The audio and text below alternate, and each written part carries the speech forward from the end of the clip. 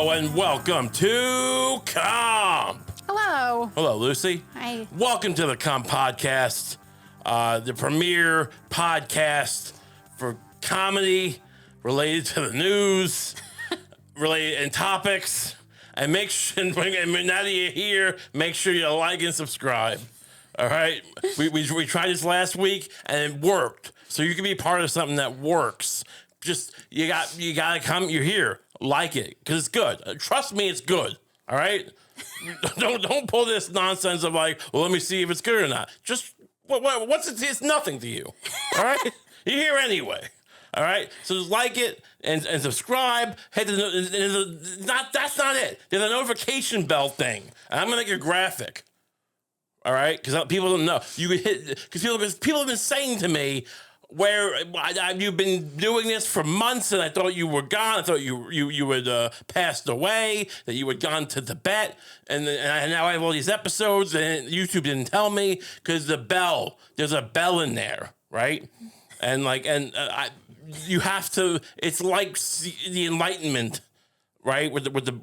So do that. Hit that button. Mm-hmm. And here's the deal. I haven't seen my daughter in a long time. I have a daughter from a previous marriage, and my ex-wife's lawyers are very good, and I never get to see her. But my lawyer, who's not particularly great, but he thinks that if I can show a certain increase in subscribers on our channel, that we can show that to the judge, and I go, what is that going to show him? Why is he going to care about my YouTube algorithm? Because it seems like you got something going on. It shows you're a competent person and that you deserve more than just monitored visitation. Right. Well, I don't even have that. I don't know. I mean, look, I think it's good because I don't want I like my daughter, but in the grand scheme of things, I'd rather someone else if she starts choking, help her. So maybe the monitor can have first aid. Because I don't want to be the one responsible for saving my daughter's life. If she eats like a knife or something. Kids do stupid things, right? Sure. You ever been around a kid and they just they'll eat like a razor? Yeah. And why didn't you baby-proof the house? Well, that won't be my problem if it's a monitor situation. we're in a lawyer's office. And then my lawyer left a razor blade there. It's bad for a kid's confidence if the person who stops them from choking on a razor blade is their dad. Yeah. That's really the mother's role. We have people for that. Yeah. The monitors. That's why. I mean, otherwise, why are you there? Because it's a weird, mommy, why is that woman or man have to be there when mom with daddy? Well, they're just making, they're there to make sure you're okay. Why wouldn't I be okay? It puts, the unknown is scary to a child. But if, she starts biting a razor blade one day and that person, saves her, oh, that's why. But it's not my fault. I'm at the lawyer's office. You understand? You understand? So subscribe and and the notification bell. I think things are really. You're gonna love my daughter, Lucie. You're gonna really. Are you okay as soon as we get rights to her? Do you mind? We're not gonna get rights to her. I don't know what you think we're gonna do. We're gonna sell the film rights to Anna Amy. Well, whatever they are. As soon as we get contact with her, do you mind? You keep making it seem like the movie Man on Fire or something. As soon as we touch ground, do you? You were supposed to make this better. That's not why I married you, but I thought this would put a better spin on things. Look. Regardless, you're making this sound like a heist. Regardless, as soon as we're in the daughter's nest, do you mind? Would you mind if I start slowly turning her against her mother? I mean, what are your tactics going to be? Just little acts of favoritism mixed with just things. Acts of favoritism. I'll mix them with just anecdotes I've heard. I don't think I can convince her that her mother did anything to me, but I could maybe convince her that she did something to a mutual friend. So you're gonna just stroll in to this lawyer's office right? While I'm with my daughter, Yeah. with like an ice cream, for instance. And going, Hannah Amy got you an ice cream. Didn't get one for you. And like to the monitor and the lawyer, because you're nothing. Hannah Amy gets all the ice cream, and she's just like, thank you. And then you're like, so, did I ever tell you what your mother, how she made your daddy fat? And I think you're going to, I don't know if you were trained for this kind of subterfuge. Look, I'll just kind of chip away at whatever, discipline structure the mother has created. So then I'll heavily imply she has a mental illness. That's the kid, like Anna Amy? The child? No, the mother, to Anna Amy. So you want to break, like, whatever my ex-wife is, like, whatever system she's put in place to make sure that my daughter goes to school and does her homework and, like, eats her vegetables. Yeah. You want to undo that. Yeah. Okay. Yeah, just a little bit. And then gaslight my child into thinking her own mother is mentally unfit. Yeah. Like, that's going to be very traumatic. It's one thing to turn her against the mom, but I mean... Look, initially it will be. Yeah. But I think ultimately the closer relationship she'll end up having with you will more than make up for that trauma. I don't know if I would want... I mean, so what if she ends up being like our kid?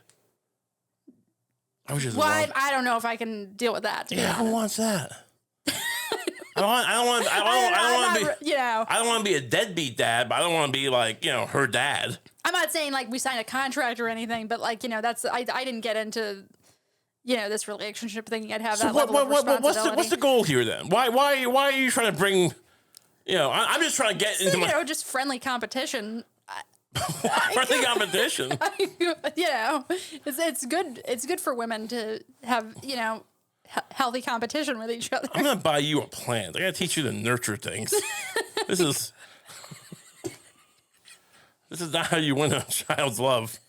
I don't think so. I don't know if I've ever done that, but pretty sure it's not by. So like winning her love is the second phase. Yeah. Okay. Yeah. So like and subscribe. Patreon. We have a Patreon. The judge would be very impressed if you signed up for our Patreon. Mm-hmm. It's only $5 a month, and you get 4 extra episodes every week. That's real nice. That's a real treat for you, I think, and it supports the show. It's just a treat for us. It's win-win if you like. If you're happy here, because there's more of the good stuff. That's what I try to tell my kids. Just, what's the point of life, Dad? Like, get more of the good stuff, right? Yeah, I think that's a great saying. Yeah, it's simple. Get more of the good stuff. It sounds like I'm trying to tell them, like, go score some, listen. You call pussy good stuff. That's your word. Get more of the good stuff. I meant score like cop. Yeah. Cop some fun, some powder. Oh. Something interesting. Yeah. But yeah, sure. You're just not. I don't know if we should involve you with that, Amy. This is a problem. Moving on. So look, what all girls like? This is just transition. Horses. They do. I assume my child likes horses because why wouldn't she? I don't particularly. They're fine, but women are fascinated by horses. Mm-hmm. Why is that? Well, I think that's a combination of things. For one thing, they're objectively majestic, beautiful creatures. What does majestic mean to you? Just like you imagine anything that you can imagine frolicking in a meadow is majestic. I think. I think majestic means like the king, doesn't it? Like you think a horse? Do you think the horse should be a king? I think it should be, but we don't live in that kind of world. I think women secretly just want to pledge loyalty to a horse king, which is they are strong. Whatever. Look, horses are great, and also you can ride them. Anything you can ride. Can you ride them? I've ridden a horse. Sure. I'd love to have a horse to ride me. I mean, in the future, we'll be able to do that. Well, some men have attempted that. No, I don't mean. I mean in a very pure way. Yeah. All right, with some kind of strange cybernetic, like where they implant things into my body. Not not that. Like like drill hydraulics into my body. It's still evoking. No matter how much you rephrase it, it's evoking the same image. No, drilling hydraulics, I think, has gotten away from the filth. Drilling hydraulic pumps into my body and gears and pulleys and levies. A system of weights and measures that will allow me to support the weight of a full horse. I mean, honestly, like you might be able to pull it off with a baby horse, a horse right out of the pony? womb. Oh, a fawn. Yeah. Oh, I could. Yeah. Okay. I don't want that. Look, everything's covered in placental fluid. Why do we need all these words for baby things? We have the word baby. We can just put it in front of anything. Because baby is a human. There's no such thing. I mean, it's cute to say baby horse, but it's a fawn. I don't know, because they eat them. Like, why is there a word for veal? Because, like, you don't want to put baby cow on the menu. Right? Fair. Veal rollatini. But you don't put calf on the menu either. You eat some. Well, you put well, veal. Right. Okay. You still need layers of euphemism beyond that. Well, I guess when you're on the farm or the ranch, you go, grab the calf. It's just a nicer way than saying, like, grab the baby cow, right? Less words. The less words you say in a farm, the better. Yeah. Because farmers are typically very, what's the word for, like, people who are, like, they judge you for having a vocabulary? I don't know what that is, but they bully you if you're smart. So you want to just say as little as possible. Like, if you could grunt with pictures, it'd be better. So even it seems, I know you're thinking, well, but you have extra words here, but like, yeah, but you're saying less. Fawn, it's better than fawn. Bring fawn. No conjunctions, as opposed to saying, bring me the baby cow. Please bring me the baby cow. You really don't think much about farmers, do you? I think the guy. Look, I think the farmer himself can be very intelligent. You're all I mean, whatever. It's just what you choose to focus on, right? I think the people who work for the farmer are bitter because they're not working their own land. They're working some other guy's land, and they're very quick to they're very anti-authoritarian, and they confuse that with me having vocabulary as being like some kind of elitist cop. Farmers have always been very cruel to me. In what context have farmers been cruel? I've been to farms on Long Island. I've been to farms upstate, and they're always very suspicious whenever I'm around. I've visited farms. They treat me like I'm some kind of egghead, even though I'm not that smart. I think of MIT, but they just act like I'm some kind of a feat. They've hit me. They've thrown cow manure at me. I've had bad experience with farmers. I have friends of friends, friends of families. They're very smug. I think farmers are great. But I'm saying I don't mean like they're bad people. They just hate me. I resent them. Wow. People resent people who don't like them.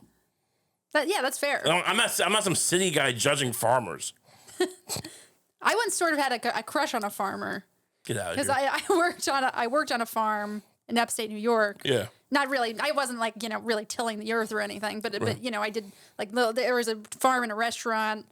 Oh, right. People would do tours around the farm. Wasn't that like a chef's farm though? Like a farm to table farm? It was a chef's farm. That's a different thing. That's like the Major D's planting herbs.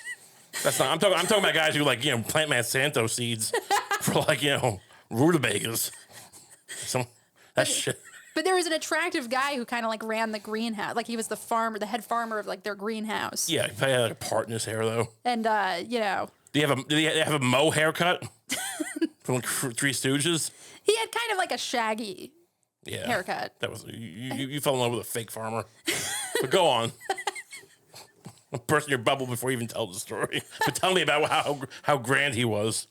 Well, he was always just kind of in there, fiddling about with the plants. Fiddling? And it was just an attractive look. I don't know. Like a guy, All right.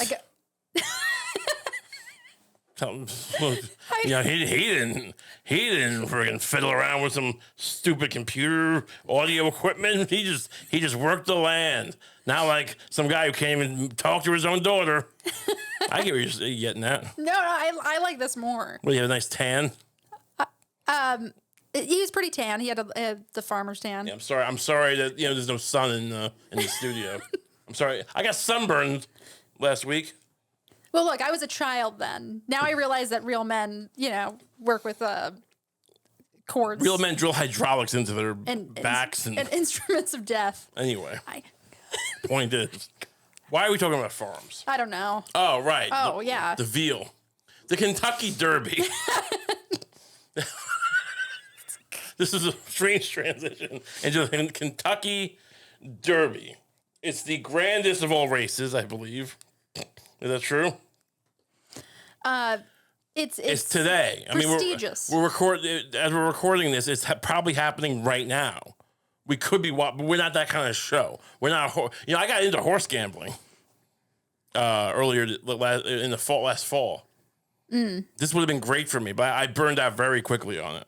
There's something, this is all. I mean, that's what the horses are for, right? You don't eat horses anymore. No, I think you try not to. We just typically keep them to gamble, to do races. And honestly, when you watch it on one of these apps, there's just horse races all over the world. Like the Kentucky Derby is one of the big, three? The big three? Wait, the Triple Crown? Yeah. You know all about horses. You don't know Triple Crown? Yeah, it's the Kentucky Derby and then two others. It's Belmont, the Belmont Stakes. Then there's the Kentucky Derby, and then I think there's Churchill Downs, maybe? The Preakness? I don't know about this because I protested. It might be the Preakness. I believe horses should be free. And to do what? You realize what horses would do if we let them be free? They would trample all over us.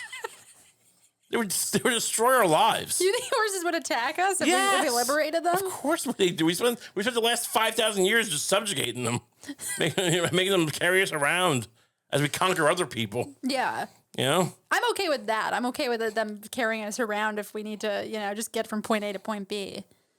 But But in their downtime, they can just go hang out at Bubblegum Shrimp. Yeah, Times Square. I think they should be able to frolic with each other in their downtime. Do you realize how much horse dung littered the streets of New York before the cars started taking over?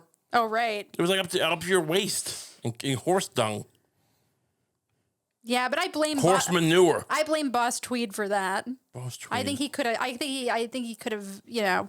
Offered a service if he wasn't just strong arming people. He could have offered a horse manure cleaning up service. You think they just left it around? I think they probably tried to get rid of it.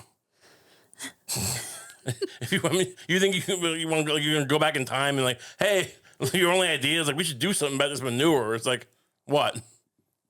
What's the idea? Get a shovel? A shovel? What are you envisioning? This is a constant flow. What's your plan?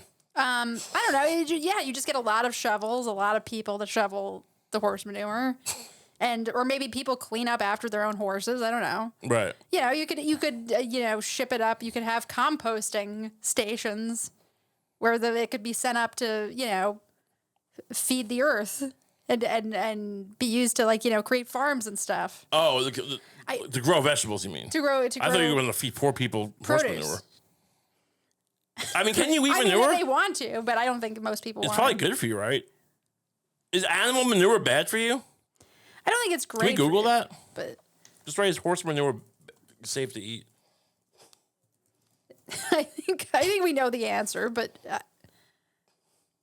no threat to humans. By the way, dogs love to eat fresh manure. Well, just don't let them kiss you. Why not? It's totally safe, apparently. Dog food. This website. This site is called Safety of Horse Manure. But then, how do we control the dogs? Let's get. What do you mean? It's fine. This guy's speaking on both sides of his mouth. Oh, it's safe to eat, but don't let the dog kiss you. It's why? Because it's covered in delicious horse manure. What's the problem here? Click on the link. Is this just some kind of weird like fetish site? Make this. Hi all. Wait, this is not actually a website. This is just someone's post. This is just some poster on like an alternate Reddit called House. Hi all. I have an opportunity to pick up some horse manure. Why? It's described as, quote, in terms of composted. My interpretation. Blah blah blah. I took a look at it and it doesn't smell, but it also is not broken down. You can still clearly see the shavings in the horse, quote, poop. All right, so is manure some kind of like thing where it's like you make a pudding out of it or something, where it doesn't seem like? I always assume. I guess when you see manure, it's usually like a sludge. So I guess you kind of mix it all together. And he's saying it's still kind of clumpy. And my primary concern is that my kids and dog tend to wander into my flower beds, even though they shouldn't. Is this broken down enough to be safe? Why don't you control your children? Right. I mean, look. I would say if your children are prone to eating manure they find, or feces. Yeah. If they think they're sneaking treats when they go into your flower bed and eat horse shit. Maybe don't bring it in. Like, you don't seem like a guy who's like. I mean, if you were a farmer, you just manure would be a part of your life, right? And the kids would have to have already been accustomed to it. So maybe the hobby of getting I got a line on some real big huge pile of horse shit. And really like to make this happen. Now, my kids, I'm afraid they're just going to start chomping down because my kids love to eat shit. I have really disgusting children who they'll sometimes they work in teams. Like my daughter will say, "Daddy," when I'm in the bathroom, and I'll run out and I'll pull my pants up, and it's just, no one wants to do that, but your kid's in trouble, so I pull up my pants even though I'm not clean and I'm not wiped, and I run, and my kid and my boy will jump into the bathroom and start eating my shit. It's horrible. They're just human animals, my children. like velociraptors. So, I mean, but that being said, I really don't want to miss this opportunity to get a useless pile of horse shit. So please help me out here on house.com. What is this site? Who's this? Who's like, look, Reddit's just too much going on Reddit. I got to make my own thing. Come over to house.com. I don't know where these things come from.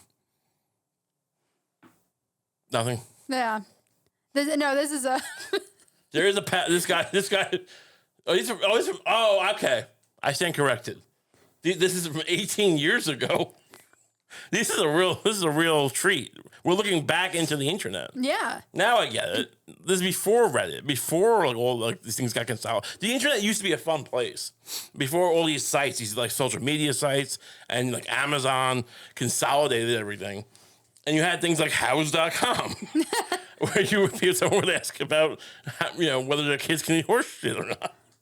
This guy Byron says 18 years ago, there is a pathogen that can be passed from horses to humans, but you must eat a freshly deposited hot horse blood. Does he mean like is that a euphemism? Is that a euphemism, or is he saying you got to eat the horse's ass? The pathogen does not live once the bun cools. Again, basic prevention: don't eat hot horse shit, Byron. Well, Byron doesn't, he doesn't mince words, Byron. I like this guy, Byron. I hope he's still alive 18 years later. I want to find this guy. Is there a whole community of people who eat cold horse shit? Like that we're not privy to? I don't want to accuse them of that. I just feel like they're men of the world. And they're saying, look, if you're going to do it, if you're going to eat that horse, just don't eat it hot. And then you don't have to worry about it. Look, do what you want to do. Just don't eat it hot. That's the only advice I'll give you. This is very early internet to sign one's name after writing something like this. Right. Byron. Kismer, also 18 years ago, this manure needs to be composited before going into your garden. If available, I would mix it 3 parts shredded leaves with 1 part of this manure and wet it, and it should cook quite well. So he doesn't mention anything about eating it. Byron was like, look, just don't eat the hot version. Right. This guy is more just giving you advice on how to make the manure, How to make it like more uniform and manure-esque. like. So he seems like a less fun guy. He probably enjoyed the current version of the internet, not Byron. Byron is a man of a different time. Yeah. Byron is a true romantic. So anyway, what were we getting at with the horse manure? Well, we were talking about the Kentucky Derby at first. Well, that's why so the Kentucky Derby is today. It's a day of why women like horses. Right? Oh yeah, we were talking about that too. Yeah. So basically, today is the Kentucky Derby, and as you're listening to or watching this, you already know the answer or the winner, or you don't care. And same for us. I'm not gonna look up who won. I spent about a week doing a lot of horse gambling on those apps, and it was a lot of fun. It was a lot of action, but it's addictive. Yeah. And I wish I'd paced myself to get to one of these big races, so I could wear like a hot toddy or whatever, and wear a big hat. People go to the Kentucky Derby and wear big hats. Oh yeah. And so it's a big social event. It's very hat centric and suit centric, and they have these cocktails. But apparently, a lot of horses can die there, which is surprising. This article in the New York Times is claiming that last year. Let's scroll down a little bit. I want to make sure I get my facts straight. Kentucky Derby has been run through 2 world wars, the Great Depression, civil rights unrest. I mean, that's and most recently a life-paralyzing pandemic. I mean, they didn't stop the Kentucky Derby because of the Selma March. I was like, well, that seems like that's something to brag about. Hey, we kept this going during the race riots. We didn't give a. It's been run through 2 world wars, the Great Depression, that troublemaking Martin Luther King Jr. Yeah. Dred Scott. Who is the Nat Turner? Yeah, John Brown. The John Brown Rebellion. We didn't stop it for nothing. Slave revolts. We didn't give it. We just kept racing these horses. Good for you guys. Now, on the 150th anniversary of America's most famous race, the Sport of Kings faces another formidable foe, itself. Last year, beneath Churchill Downs' iconic twin spires, 7 horses died, which seems like a lot. So yeah, I was during the week of the showpiece event. I was about to play devil's advocate, but yeah, 7 horses died during the week of the showpiece event. 2 of them in races in the hours leading up to the Derby. That's the thing. There's all these races, right? You think the Kentucky Derby is one thing. They race at like 4 p.m. and you go, why are they racing? But there's like hundreds of races that week, probably, I'm assuming. There's races every day and then 10 times a day. They race all the time. There's all these different groups. There's too many, really. It shouldn't be that fun for the gamblers. Sure. I mean, it is. I mean, it's so, I can't tell you enough how much just the rush I got. It was just like, I knew nothing about them, these horses. Yeah. Their names. A few stats they give you. They give you these stats on the website. You go, well, I guess that looks like a bigger number than that one. This one's 3/5 to win. It's like the one. Cause the thing, you bet the best one, you get a lot less money if they win, right?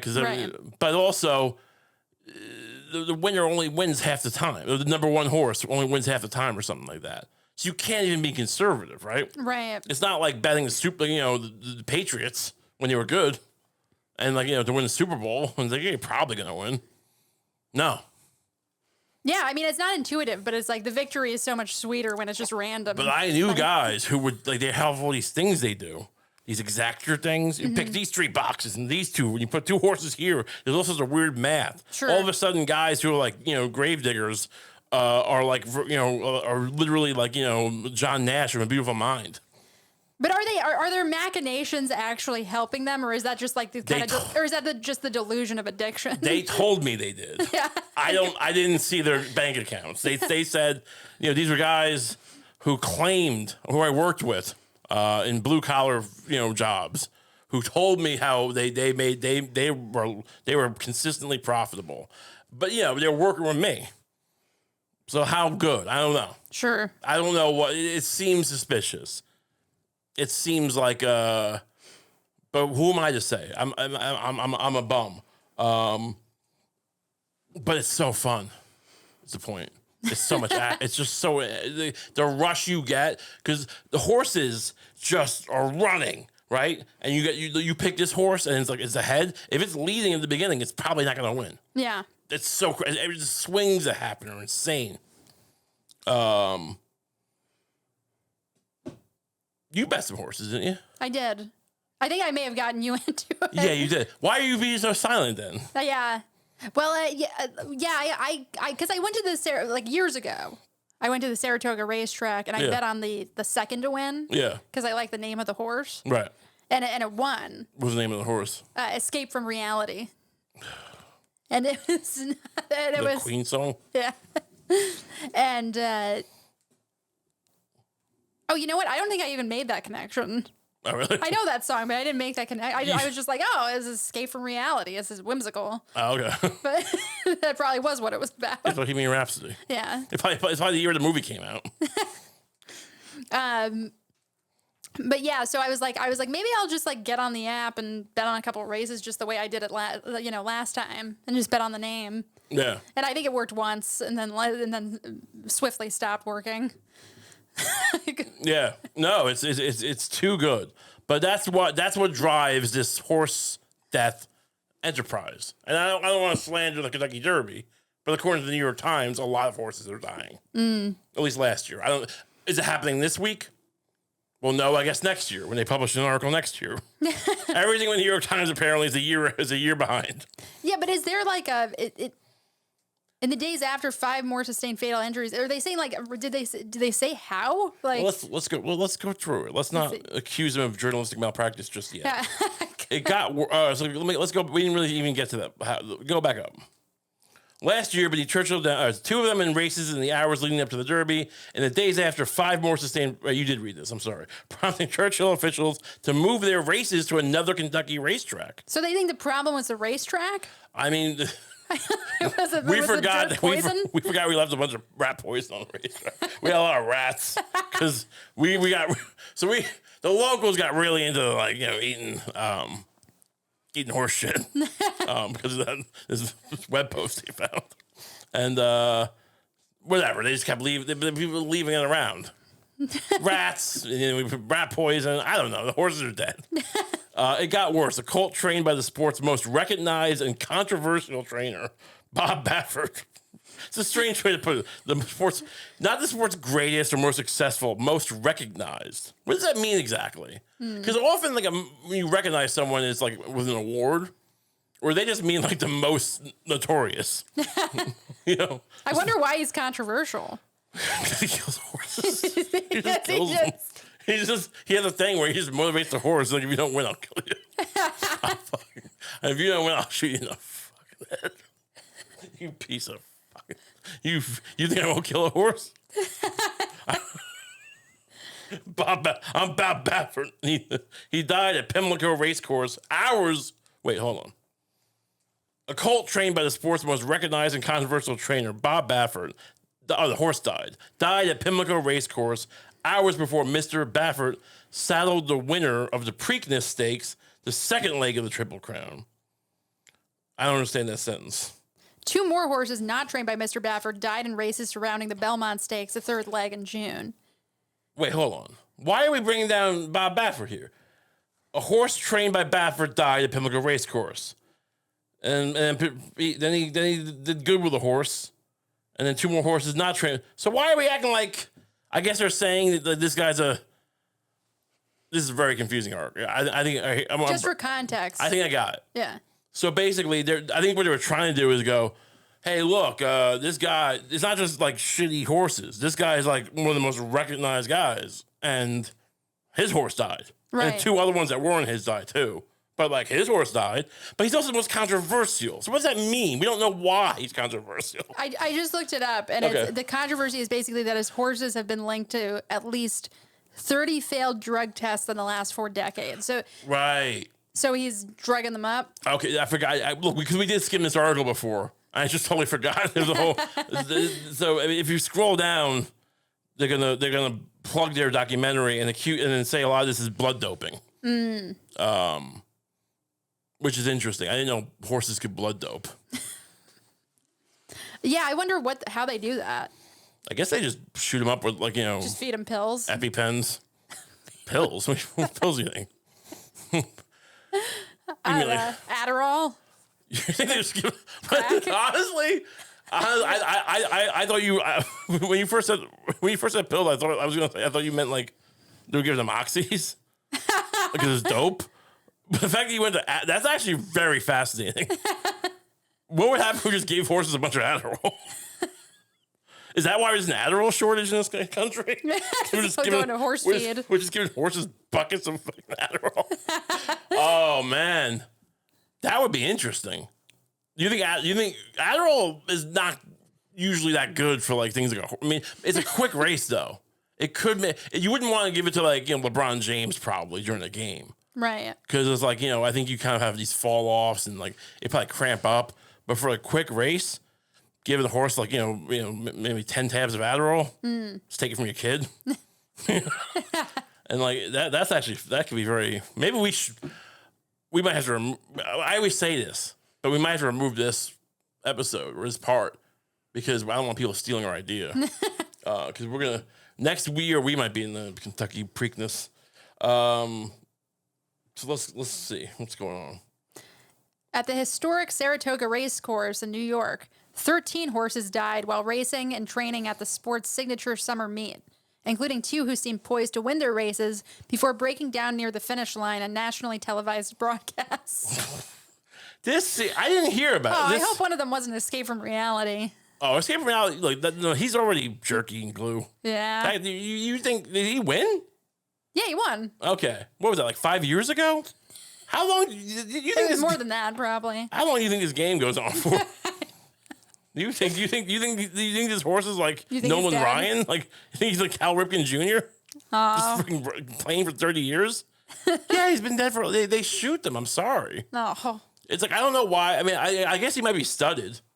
If Escape from Reality was like a consistent winner, yeah, they might have put him on a farm and let him just bang horses all day for $100,000 a pop. Not bad.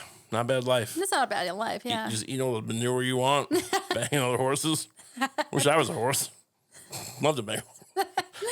If I was a horse. I mean, it just seems like a fun.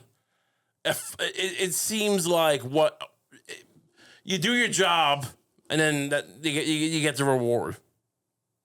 Horses are the only thing that like makes sense in this world. You don't win. You don't get to go to heaven.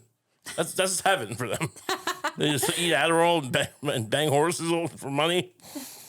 But you gotta win first. You gotta be a winner. Rich kids are the problem. They muddy the waters. Let's scroll down a bit. Let's get to the bottom of this. Enough speculation, spurious speculation.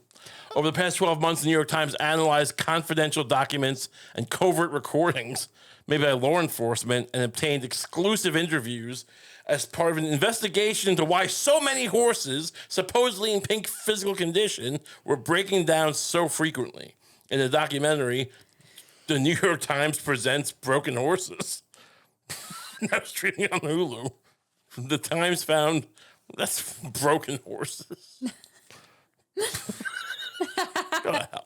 Go to hell, New York Times. The Times found that reckless breeding and doping practices compromised veterinarians and trainers, and decades-long resistance to changes that could save horse lives have placed a multi-billion-dollar ecosystem in peril and put the social acceptability of one of America's oldest sports at risk. And lost us a fuck ton of money.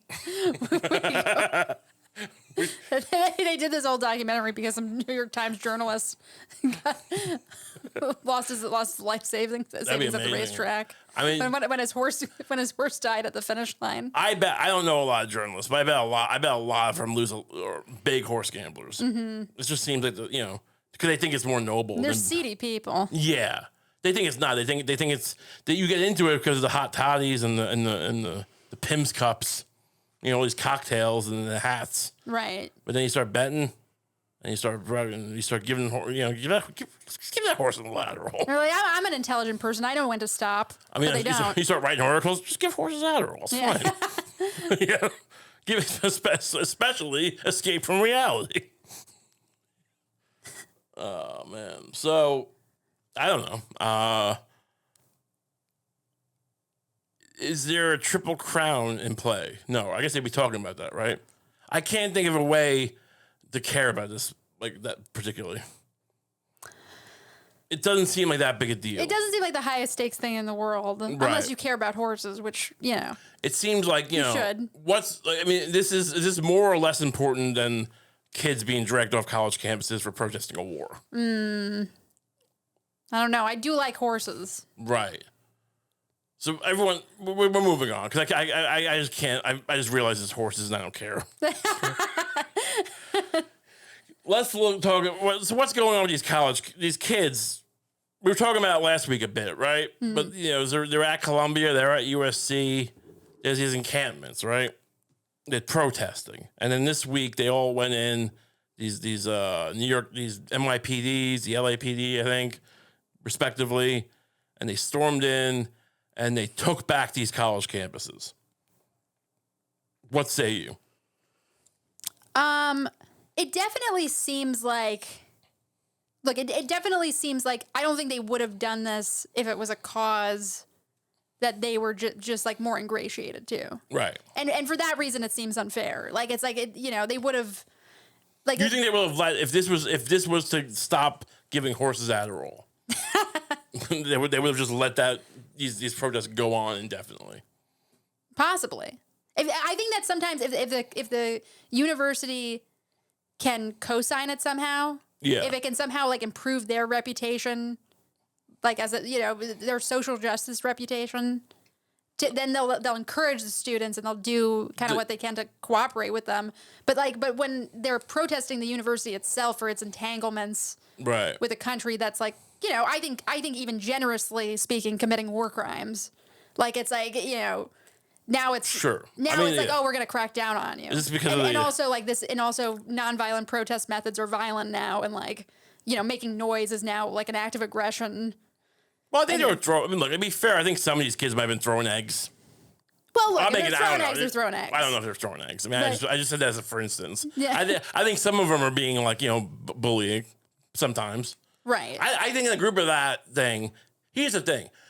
I think you should be able to protest, especially war, but anything. And let these kids, you should encourage it with these kids. Even though it's an Ivy League school and they're probably going to be, these are the people who are going to be, selling the weapon systems in a couple of years. Let them protest. It's better that they're on the side of the Angels now than, even though they're going to be, Dr. Death in a year. Yeah. Am I being facetious there? I don't know. Do you think I'm being dismissive? I don't know. I didn't go to an Ivy League school. I didn't, go to much of a, the school I went to was not much, not great. Right. And I didn't help the matter. So they wouldn't let me go to an Ivy League school. But I kind of feel like these kids are, that's not the point though. The point is, but you let anything fester for too, like you have, these things have to end at a certain point. You don't agree? I think you let any group of young kids, 18-year-old kids, get together. I mean, we had people coming over, our neighbor across the hall last night, and just have a house party or whatever, and just like dozens of kids keep coming. I had to go out and scream at them at one point and call them animals, and like they were actually conciliatory. So I saw how young they were. They were like 18 or whatever. And I mean, I shouldn't. I felt a little, not really that bad, but kind of bad. You shouldn't feel bad, right? But you gave them an invaluable experience. Yeah. Yeah. But that being, but then I heard them whispering to each other later in the night, and like they learned because you let these things fester. Yeah. And so like you can't. I mean, if you just let these kids stay forever on the college campus, they're gonna start throwing things and saying this is my remember the Chaz thing in Portland? I don't know if it was a school or not, but people make these little camps. They make their fortresses, the pillow fortresses. They go Apocalypse Now. Right. You're asking for trouble. Occupy Wall Street. This can't be forever. It just can't be forever. Look, I do think part of protesting is sometimes getting arrested. You know, but it's like, but you know, they should have arrested them sooner. Is your point? But like, you know, it does seem a little. I'm not sure how like how the colleges now have any credibility in saying they like support their students' free speech rights, because it's you know. When did they even say that? I think they often say that. I've never heard that. I've always been kicked out of schools and been told that the things I'm saying are not allowed. And I never said anything that, you know, I thought it was that bad. But they were very clear that they were not having it. Right. So I must have gone to a different school than you.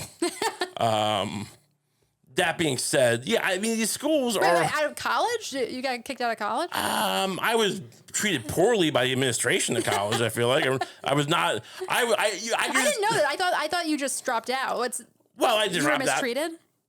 I mean, I went to different colleges at different times, and I floated through... You know, I was a drifter. Yeah. Which is part of the problem. No one wants to admit it. The only, you know, the real story of America is Rambo First Blood. Because we like to talk about being a frontier country, a country of, you know, go-getters and upstarts and travelers, and it's no one likes a transient person though, and that's the moral of First Blood. If you're a transient person, there's gonna some sheriff or some dean is gonna you know put you in your is just gonna you know lock you up, kick you out, treat you like you know whatever. Yeah. You're being incredulous here, but you know. Right. I think look, you're a rebel. You're the kind of rebel people don't deal with often. Sure. You know, you're very smart. Listen, You're probably the evidence doesn't bore that out, but whatever. You're probably threatening. Honestly, they're probably. I could see you kind of wounding professor's ego. Oh, easily. Yeah, sure. Yeah. I don't know. It was more just kind of. I'm not trying to paint a whole Goodwill Hunting thing. No, here, I wasn't really wounding anyone's. It was more like kind of you could tell they're just like now shut up. I remember asking like if I remember asking some American history class if French like some kind of French spies were responsible for the Great American Revolution. And what? I was trying. I asked. Okay, wait a minute. I might need to retract everything I just said. Well, I was in a class about American, like it was like American diplomacy from like 1740 to 1890 or some shit. And we were talking about like it just seemed to me like he kept stressing how like these guys were all lawyers and doctors. They were doing quite well. It was very odd that they did this revolution. It actually went against their material interests. Yeah. And me being the cynical person I am, I feel like I was transmitting the idea that like I knew it was a little. I didn't have the vocabulary, perhaps. It was like, is there any indication anywhere like some kind of version of like maybe French like I don't know intelligence or whatever like. Like maybe kind of getting these guys rabble-roused a little bit, like and he's like none, like he didn't even consider. He's like no, in a way like shut up, you idiot. No, of course not. Which I think to this day is like they probably did. Because it was great for them. Look, it's not that I couldn't imagine it happening, but. It's also not the kind of thing that you just get to like kind of so disgusted with amuse. Me. Like it's just like I asked it either happened. There's either evidence that it happened or there isn't. But look, I mean, I'm not a PhD. I assume he's reading little parchments here and there when he was younger, right? To get his PhD, and maybe there was some weird cable, some weird Morse code little letter that someone found. We don't quite know. This is not enough to put in the history books, but this is odd. This is a historical oddity. Maybe there were spies in the ancient world, right? I mean there were spies and things. People muckraked. You're acting like spies were invented in like 1960. Yeah, I see where you're coming from. You should maybe this could take off. Maybe I feel like this maybe this channel should become about how American universities are suppressing the truth about French spies before the American Revolution. The point is, I was given no quarter, so I can't relate to these college, these Ivy League kids who are like told that they're going to shape the world, and then they create like a gun that shoots a horse from space or whatever. Yeah. So I mean, but I still think they should be allowed to protest for a while. Right. That's my takeaway. And maybe you're right. Maybe the cops should just get them quicker so they can get their little Instagram video. Mm-hmm. I'm not saying they don't care. They do care probably. But it's just like this can't. It actually hurts. I think it hurts the cause to do it forever. People like if it's just one big day. Hey, like 100,000 kids protested. The cops hit them in the head. You're like, damn, that sounds bad. That's good for the kids. But if it's like weeks and you're watching people eat sushi and and dance the Macarena, people turn. I see where you're coming from. There is a kind of a thing now with protesting where people want protest to be this really organic improvisational thing almost. Right. Yeah. When really the most effective protests are usually pretty planned in advance. Right. And they know by they're French intelligence. And by French intelligence. And they know they're going to get arrested and they have a plan for how they're going to behave when they get arrested. Right. Like that scene in The Dark Knight. But that's not fun. The homeless guy got himself arrested and he blew up the precinct. Yeah. And then Joker got out. Right. It's great protest. You think the guy was at a protest first? He was protesting the Iraq War? Is a deleted scene from The Dark Knight? No one understands me. But yeah, here the problem is that's not a party. Right. Nobody's getting fingered at the bridge at Selma. People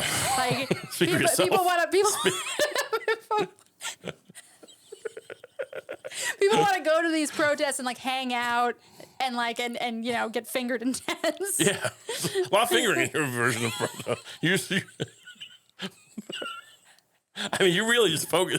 That seems to be your main takeaway about protesting. It's a lot of fingering. It's just mostly getting fingered. I mean, I don't know if it's everyone's experience. I mean, I'm just trying to think of a thing, of a sexual when you thing were in college, what was the big protest? Was it Occupy Wall Street? You were just getting fingered the whole time. Look, I was never a big I never showed up for days long protest things. That wasn't my thing. Right? You had. Hey, let's take this back to the dorm. I'll give you the 5-finger discount.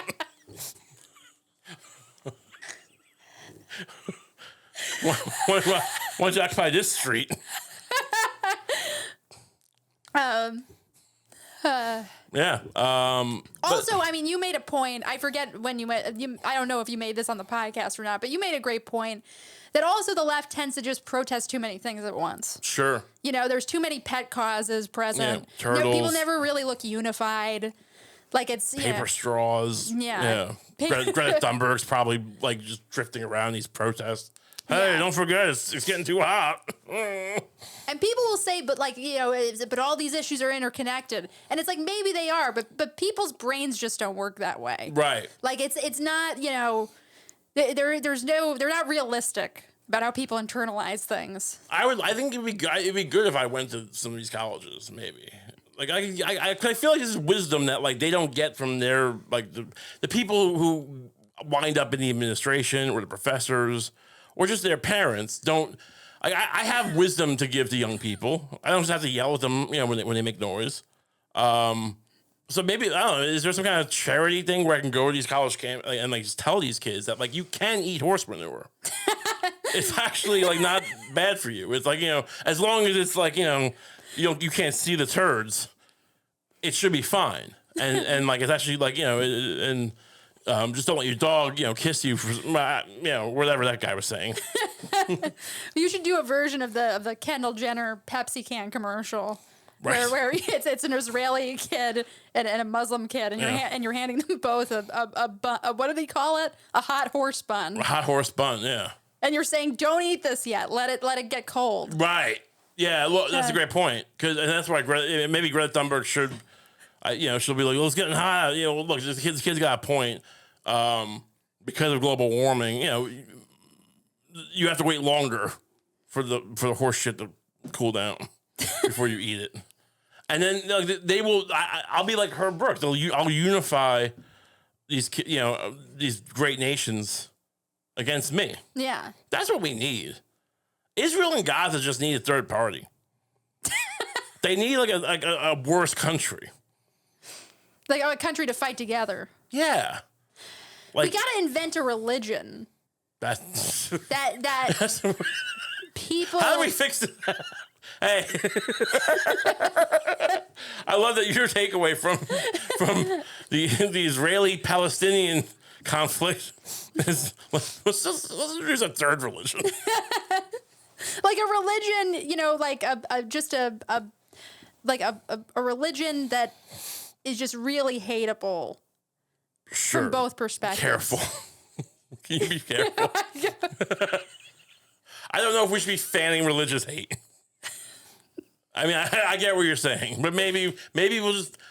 This honestly would be a good opportunity to use the power of AI, because we could create a religion that everybody hates. Yeah. But that it's not but there's no actual people attached to it. They're just AI generated followers of the religion. But then they'd end up probably accusing people of being part of the religion when they're not. I don't know why you. It might not work. I spent the last hour trying to convince people to eat horse shit, and you think that's not good enough? Why can't this be it? Why does this be a religion? I have to make some horse Jesus and go, hey, eat this. He takes it out of his head, he shits in his own hand. He goes, hey, eat this. Yeah, it's me. And we can do it. I think the Bible got written in the first place. Kind of like that. What was the deal with Zoroastrianism? Something about birds. Yeah, I think maybe we could convince them that the Zoroastrians are coming back. And they want to take the Dome of the Rock or something. Well, let's cap off with this. Can we look up? Let's go. Get a Wikipedia going. Zoa, you know how to spell it, right? If people might not be aware, Zoroastrianism was at one point in ancient history the most common religion. And you might know it from that picture of a bird man, right? Birdman? That's the Birdman religion? I think so. I mean, I don't want slander religions here, but also there was Mazda. Oh, is that where the Mazda car comes from? Mazda Yasna and Bedin is an Iranian religion. Well, already that's they have bad PR problems, the Iranians. Mm-hmm. So, this is one of the world's oldest organized faiths. It is based on the teachings of the Avesta and the Iranian prophet Zoroaster. Zoroastrians exalt an uncreated and benevolent deity of wisdom, commonly referred to as Ahura Mazda. As all right. Who is personified as a destructive spirit and the adversarial. Commonly referred to as Zoroastrians exalt an uncreated and benevolent deity of. This is very complicated for a religion. Yeah. They exalt an uncreated and benevolent deity of wisdom. I thought you meant it didn't exist yet. He's just. I think they mean this is Wikipedia. When did Wikipedia get so eggheady? Yeah. Now I understand the farmers who hate me. Because just say omnipotent. What happened to omnipotent? Uncreated. What is this nonsense? Right. Yeah. No one created me. Yeah, you're omnipotent. We get it. Yeah, immortal. What do you think? An omnipotent being is invented by Bob? It speaks for itself. So an omnipotent, benevolent deity of wisdom, commonly referred to as Ahura Mazda, as the universe's supreme being. Opposed to Ahura. Okay, so the Angra Maniu is the destructive spirit. So you got a good guy and a bad guy. Yeah, sort of like Shiva and what was the other one? Vishnu? Sure. Yeah. I've heard those names. I don't know which one's who. I'm not going to pretend to. I'm not sure who the creator is. I know Shiva's the one who destroys. Let's stick to this. Yeah. Opinions vary among scholars. We got to open up another Wikipedia tab. Opinions vary among scholars whether Zoroastrianism is monotheistic, polytheistic, henotheistic. It doesn't seem like maybe we should just invent one. Just call them snakes.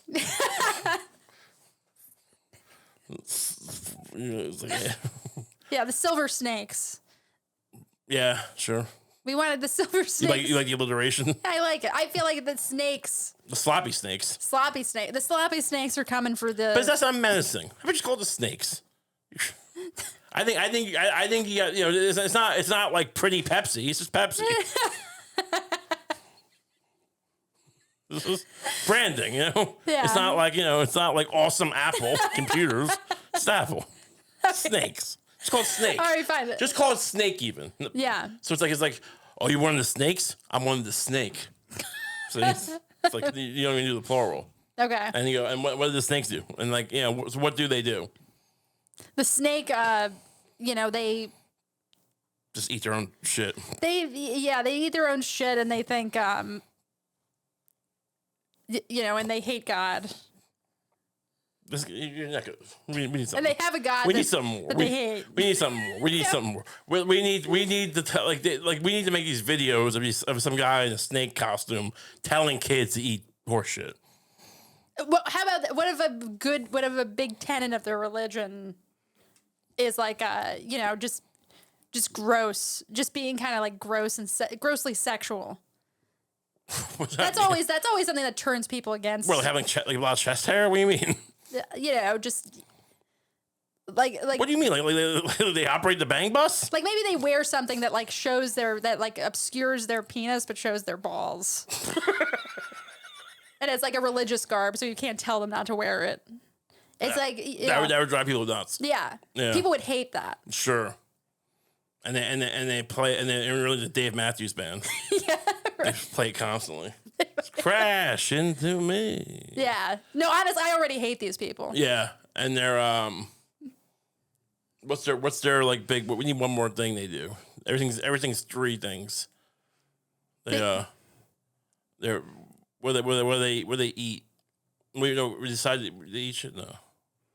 Maybe they're They have like a ritual like 6 times a day where they have to just like kind of spit into their own hand and then eat it again. He's describing some kid you went to grade school with. All right, so I gotta be honest with you. I don't know if it's gonna cut it. If it's gonna stop the 75-year conflict that's been going on. Is that what we're dealing with? Mm-hmm.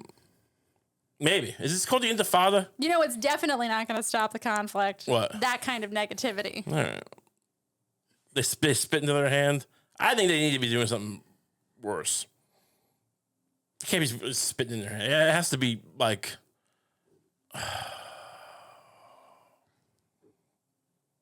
They're always making cheese. They have a cheese? The dancing. It's harder than it looks. Yeah. No, they need some kind of obnoxious food. Maybe it's like a pita, but like it's just fucking like mustard in the pita. It's disgusting. Yeah. I love it. Yeah. It's like whole wheat pita bread with mustard. Yeah. That's the sandwich. This is a lot of mustard. And they're also just terrible rapists. They rape everyone they see. I don't know. I think this is a good start. Yeah. Start. If you have if any of you have suggestions for the snake, look, throw them out there. I just want to see my daughter again. Yeah. Just like and subscribe, will you? This has been a just Patreon extra episodes. Mm-hmm. They're great. $5 a month. You can be part of this.